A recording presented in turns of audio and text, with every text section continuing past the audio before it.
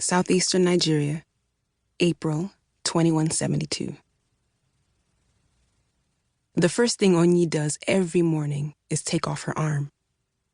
Other war girls have gotten used to sleeping without their arms or their legs, but Onyii's phantom limb haunts her in her sleep. In her dreams, she has all her arms and legs and can run. She can run far and fast and away from whatever is chasing her. She can hold her rifle, and she can aim, and she can feel her face with all of her fingers. But then she'd wake up and try to touch her body with a right arm that wasn't there anymore.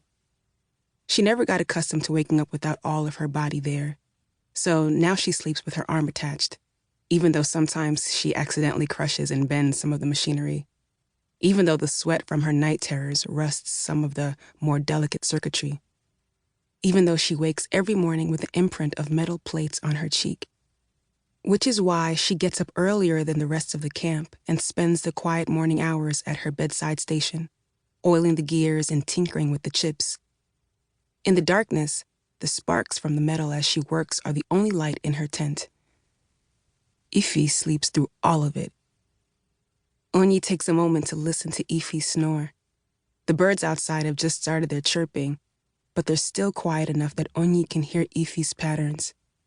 2 smooth snores, then a hiccup. Onyii's dreams are a blur of chaos and blood and screaming, flashes of gunfire, rain falling hard but never hard enough to wash the tears from her face. Ify's face is serene in slumber, the tribal scars soft ridges on her cheeks. Her lips turn up at the edges. For almost her entire life, the child has only known peace. When Onyii finishes, she disconnects her arm from its station and places it against the spot where her shoulder ends. She'd left that battle long ago with the stump, but the doctors had had to cut away the rest of the arm because it had gotten infected. Now, there is only mesh wiring over the opening, so that her socket is more like a power outlet than anything else.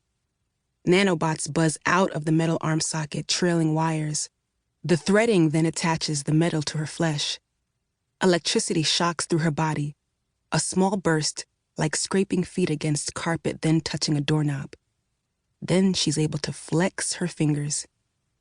She tries out her elbow joints, bends the arm, swings it slowly back and forth, rotating the shoulder, then stretches and lets out a massive yawn.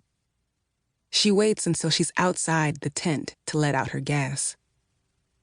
The world is green and wet with recent rain. The dew hasn't yet dried from the grass. Leaves bend on their tree branches overhead. Wind whips about her. Engines scream overhead, and Onyii looks up just in time to see aerial mechs, massive humanoid robots with green and white stripes painted on their shoulders, screech through the sky, as they've been doing for the past year. Shoulder cannons and thrusters attached to their compact bodies, state-of-the-art nav systems.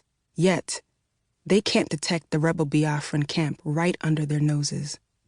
As long as the signal dampener they rigged to hide this outpost from the Nigerian authorities is up and running, they're safe. The government forces can't even see the rebel flag waving right below them. A blue background with half of a yellow sun at its bottom, golden rays radiating outward like lightning bolts. Onyii stretches her flesh and blood arm and shoulder, arches her back, and listens to the cracks ripple up her spine, then shakes herself loose. She's still wearing only her bedclothes, a compression bra and athletic shorts that stick to her in the heavy delta humidity. But it's comfortable enough for a morning run. She makes her usual circuit of the camp. First, she heads to the camp's periphery, past the school for the little ones, and one of the few auto body shelters, a place where faulty robotics can be tinkered with, where arms and legs can be made, where the girls can become augments, given limbs or organs more powerful than what they were born with.